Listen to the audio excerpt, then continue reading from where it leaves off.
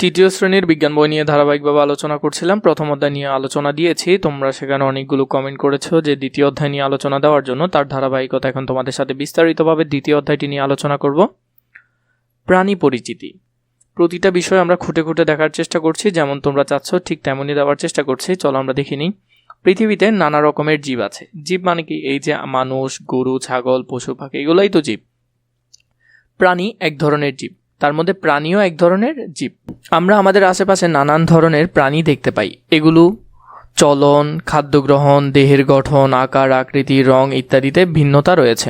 1 নম্বরে প্রাণী দেহের বিভিন্ন অংশ।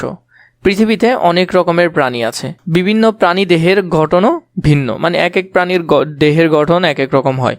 কিন্তু প্রাণীদের ক্ষেত্রে কি এরকম সাধারণ কোনো বৈশিষ্ট্য রয়েছে যা সব প্রাণীর মধ্যেই দেখা যায়? প্রাণীদেহের সাধারণ অঙ্গগুলো কি কি? মানে একটা প্রাণীর সাধারণ যে অঙ্গগুলো সেগুলো কি কি? কাজ। প্রাণী পর্যবেক্ষণ, মানে আমরা একটা প্রাণীকে পর্যবেক্ষণ করব, যা করতে হবে।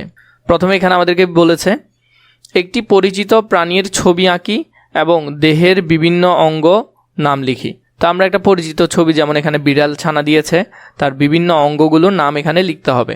ছবিটি বন্ধুদের আঁকা ছবির সঙ্গে তুলনা করি।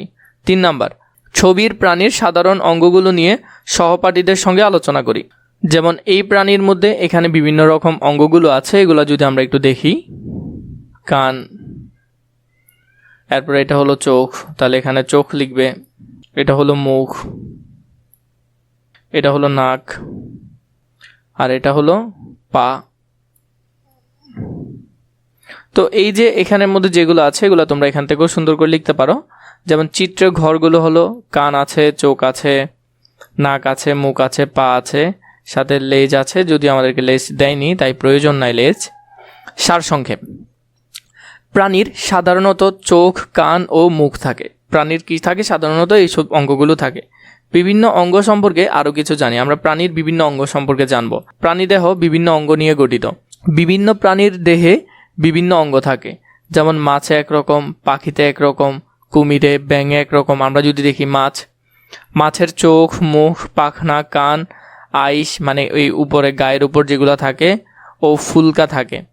আর পাখির ক্ষেত্রে পাখির চোখ, চঞ্চু মানে ঠোঁট আর কি, কান, ডানা, লেজ, পলক ও পাখা থাকে। কুমিরের ক্ষেত্রে কুমিরের দেহে চোখ, নাক, মুখ, কান, আইস, লেজ ও পা থাকে। ব্যাঙের ক্ষেত্রে নাক, মুখ, কান, ত্বক ও পা থাকে। বাঘের ক্ষেত্রে বাঘের চোখ, নাক, মুখ, কান, লোম বা পশম, লেজ ও পা থাকে। তো এগুলো হলো বাঘের ক্ষেত্রে।